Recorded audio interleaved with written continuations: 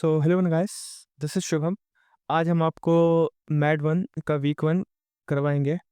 So without for delay let get started और इसका graded assignment करवाएंगे। ठीक है।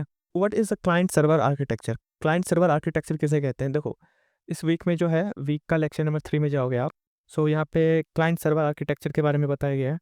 मतलब आर्किटेक्चर के बारे में बताया गया है। आर्किटेक्चर दो तरह के हमारे पास हैं। एक क्लाइंट सर्वर बताया गया, होते तो बहुत सारे तरीके हैं, लेकिन क्लाइंट सर्वर और पीयर टू पीयर आर्किटेक्चर, इन दो आर्किटेक्चर को हम देखने वाले हैं।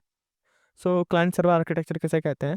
सो इसको एज अ रेस्टोरेंट मान लो आप, जहाँ पे जो क्लाइंट होता है और एक सर्वर होता है। मतलब क्लाइंट होता है, एक सर्वर होता है, उसे क्लाइंट सर्वर आर्किटेक्चर कहते हैं। जहाँ पे क्लाइंट कुछ ना कुछ मंगाएगा और सर्वर उसको रिस्पॉन्ड करेगा, लाइक अ रेस्टोरेंट। या यहाँ पे एग्जांपल दे रखा है कि when you open a google.com your browser, यानी कि ब्राउज़र यहाँ पे क्या बताया गया, ब्राउज़र क्लाइंट होता है। Ask Google server for a data and server sends back search result. जैसे आप गूगल खोलते हो तो गूगल पे कुछ ना कुछ डालते हो, ठीक है। तो गूगल के थ्रू आपने सर्वर को भेजा, कि भैया मेरे को इस डेटा चाहिए, फिर वो सर्वर उसको सर्च करेगा, फिर आपके क्रोम पर दिखाएगा। तो ये क्या है? क्लाइंट सर्वर आर्किटेक्चर है। ठीक है। सो इसके फीचर्स क्या होते हैं? सेंट्रलाइज सर्वर होता है, मतलब कहीं एक जगह सर्वर होता है। क्लाइंट्स डिपेंड्स ऑन सर्वर, जो क्लाइंट होते हैं सर्वर पे डिपेंड करते हैं। ये मैनेज करने में ईजी होता है। बट अगर कोई सर्वर क्रैश कर जाता है तो सारे के सारे क्लाइंट क्या करेंगे? सफ़र करेंगे। मान लो, चलो इसको ज़रा समझाने की जरूरत नहीं है। पीयर टू पीयर आर्किटेक्चर पे देखते हैं। P to P architecture, P to P architecture ऐसा आर्किटेक्चर होता है जहाँ पे क्या होता है कि सभी के सभी क्लाइंट होते हैं और सभी के सभी सर्वर भी होते हैं। यहाँ पे टॉरेंट डाउनलोड आपने किया होगा, यहाँ पे आपका कंप्यूटर जो होता है वो सर्वर की तरह भी एक्ट करता है। सर्वर यानी कि कोई ना कोई डेटा सेंड कर रहा होगा, और एज अ कंज्यूमर की तरह भी एक्ट कर रहा होगा, जहाँ पे क्या ना कोई कोई डेटा कंज्यूम कर रहा होगा या कोई ना कोई इन्फॉर्मेशन ले रहा होगा। उसे बोलते हैं पीयर टू पीयर आर्किटेक्चर। ठीक है। जैसे कि टोरेंट डाउनलोड्स में क्या होता है, computer both downloads from other and uploads to other at the same time. ठीक है। इसके फीचर्स क्या होते हैं? डिसेंट्रलाइज्ड होता है। आपने सुना होगा जो हमारे पास बिटकॉइंस है वो डिसेंट्रलाइज्ड है। जो हमारे वेब 3 होते हैं वो डिसेंट्रलाइज्ड होते हैं। ठीक है। मतलब जो सर्वर होता है कोई एक जगह पे नहीं होता है, वो हर एक कंप्यूटर जो यूजर होता है वही सर्वर होता है। Every pair can act as a both server and client. Pair to pair में यही खासियत है। More fault tolerant but harder to manage. अगर कोई दिक्कत एक कंप्यूटर में आती है, लेट सपोज, मान लो कि यार कोई ना कोई एक एक कंप्यूटर में दिक्कत आ गई। अब सभी के सभी सर्वर हैं, ठीक है। मतलब इसको डेटा यहाँ से भी मिल रहा है, इसको डेटा यहाँ से भी मिल रहा है। अगर मान लो ये कंप्यूटर खराब हो जाता है तो सर्वर, इस सर्वर से तो फिर भी इसको डेटा मिल ही रहा है। सो अगर कुछ खराब हो जाता है फिर भी ये चलता रहता है, पर इसको मैनेज करना काफ़ी दिक्कत हो जाता है। ठीक है। सो यहाँ पे शॉर्ट फॉर्म में लिख रखा है कंपैरिजन इन शॉर्ट, क्या होता है इन दोनों का डिफरेंस। ओके। सो यहाँ पे देखो, हमारे पास सॉफ्टवेयर आर्किटेक्चर क्या होता है। तो सॉफ्टवेयर आर्किटेक्चर हमारे पास होता है, ब्लूप्रिंट होता है, पर सॉफ्टवेयर के लिए। ब्लूप्रिंट आप जानते हो ब्लूप्रिंट किसे कहते हैं? ब्लूप्रिंट हमारे पास जो होता है वो किसी भी चीज़ को बनाने से पहले जो हम उसका ब्लूप्रिंट बनाते हैं वो ब्लूप्रिंट होता है। ठीक है। पर ये सॉफ्टवेयर के लिए अगर होता है तो उसको हम सॉफ्टवेयर आर्किटेक्चर बोलते हैं। It defines how different parts of the software are organised and communicate with each other. ये डिफाइन करेगा कि जो डिफरेंट पार्ट्स हैं सॉफ्टवेयर के किस तरीके से ऑर्गेनाइज होने चाहिए, मतलब कौन सा पार्ट कहाँ पे लगना चाहिए और आपस में कैसे कम्युनिकेट करेगा। इन द सेंस कि मान लो कि हमारे पास ये नेवबार है, ठीक है। हमारे पास एक सॉफ्टवेयर है, हमने एक वेब एप्लीकेशन बनाई, यहाँ पे ये नेवबार है, ठीक है। और यहाँ पे हमारे पास क्या है कि यहाँ पे हमारे पास दूसरे कंपोनेंट है।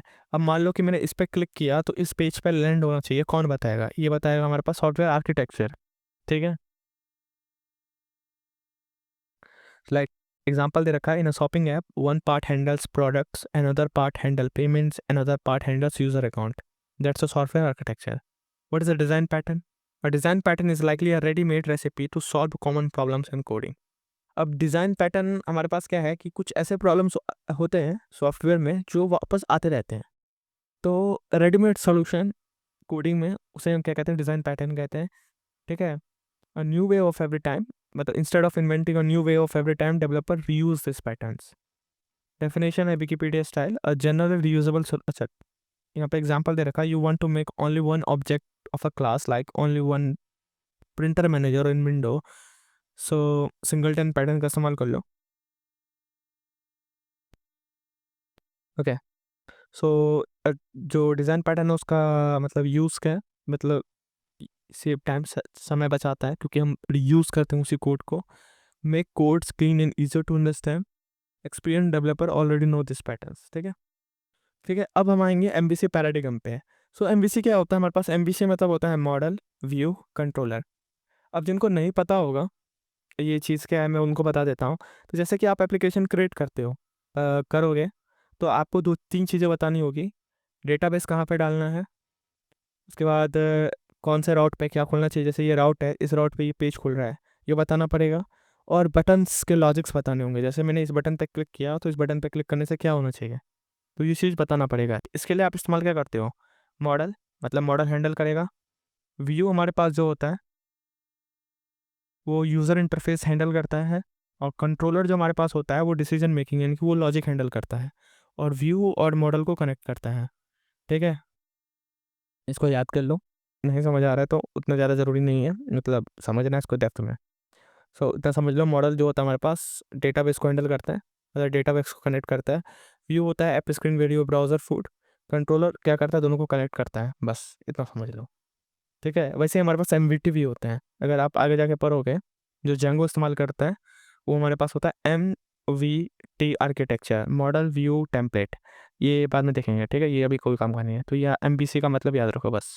आगे बढ़ते हैं। यहाँ पे काफ़ी सारे डिज़ाइन पैटर्न्स दे रखे हैं, जैसे मॉडल व्यू अडेप्टर MVA दे रखा है। उसके बाद मॉडल व्यू प्रेजेंटर MVP दे रखा है।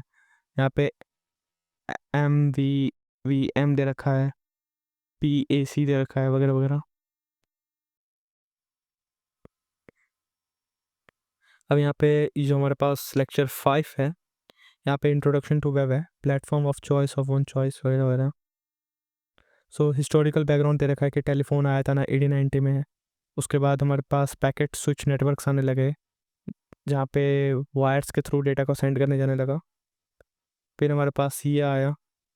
ठीक है, अब प्रोटोकॉल क्या होता है, प्रोटोकॉल समझते हैं। तो प्रोटोकॉल हमारे पास जो होता है, यहाँ पे बताया जाएगा, सेट ऑफ रूल्स होता है। ठीक है, सेट ऑफ रूल्स का कलेक्शन होता है जो कि बताता है हमें कि हाउ डेटा शुड कम्युनिकेट। मतलब यहाँ पे देखो कि अब protocol is a computer science, मतलब प्रोटोकॉल क्या होता है कि सेट ऑफ रूल्स होता है जो ये बताता है दो डिवाइसेस को कि आपस में बात कैसे करनी है। ठीक है, सो नेटवर्किंग में देखते हैं, protocol defines how data is formatted sent and received over a network. मतलब कि तो नेटवर्क और आपके बीच में डेटा किस तरीके से ट्रांसफ़र होना चाहिए, रिसीव होना चाहिए या फॉर्मेटेड होना चाहिए। ठीक है, विदाउट प्रोटोकॉल्स और जो हमारे जो कंप्यूटर्स होंगे, फ़ोन्स होंगे, सर्वर क्या कर पाएंगे, आपस में एक दूसरे से बात नहीं कर पाएंगे, यानी कि हम डेटा को रिसीव नहीं कर पाएंगे, डेटा को सेंड नहीं कर पाएंगे सर्वर पे। जैसे आप google.com लिखते हो तो सर्वर पे डेटा जाता है, फिर सर्वर कोई ना कोई चीज़ भेजता है आपको, तो वो चीज़ नहीं हो पाएगी बिना प्रोटोकॉल के। जो प्रोटोकॉल के एग्जांपल हमारे पास होते हैं वो HTTP होते हैं, HTTPS होते हैं, FTP होते हैं, SMTP होते हैं, TCP/IP होते हैं। ठीक है, सो इसको याद कर लो कि HTTPS क्या होता है, protocol for web browsing. FTP क्या होता है, फाइल्स को ट्रांसफ़र करने के लिए हम FTP का इस्तेमाल करते हैं। SMTP क्या होता है कि ईमेल्स को सेंड करने के लिए हम SMTP का इस्तेमाल करते हैं। अगर आप हैकिंग वैकिंग करते होगे तो आप जब वायर शार्क का इस्तेमाल करते होगे, वायर शार्क का, ठीक है, ये हमारे पास नेटवर्क को ऑब्जॉर्व करने का एक टूल है जो बताता है, मान लो कि आपका वाईफाई है ये, ठीक है, और ये आपका फ़ोन है, आप मान लो, और ये आप हो यहाँ पे बैठ के देख रहे हो। तो मान लो इस बंदे ने क्या किया, google.com खोला, तो सबसे पहली बात ये डेटा गया होगा वाईफाई इंटरनेट के थ्रू सर्वर पे। आप ये यही सर्वर को देखते हो कि ये सर्वर से डेटा किस तरीके से आ रहा है, तो आपके वर्कशाप पे दिखाता होगा कि दिस डेटा इज़ TCP। ठीक है, सो आपको इससे अंदाज़ा लगाना होता है ये जो डेटा हमारे पास है वो किसके अंदर फॉल करता है, इसके अंदर। Backbone protocol of internet decide how data packets move, वगैरह वगैरह। ठीक है, सो उतना जाऊंगा भी तो भी समझ नहीं आएगा, तो उतना नहीं जाता हूँ मैं। HTTPS क्या होता है वो समझ लो। SMTP protocol for sending emails. TCP/IP जो होते हैं backbone of protocol of the internet, ये डिसाइड करते हैं कि how data packet should move. Okay, अब इधर देखो, what is web server, web server क्या है। सो वेब सर्वर हमारे पास क्या है कि सर्वर बता ही दिया, सर्वर एक ऐसा प्लेस है जहाँ जहाँ पे डेटा आता है और डेटा को ट्रांसफ़र किया जाता है। मतलब आप एक क्लाइंट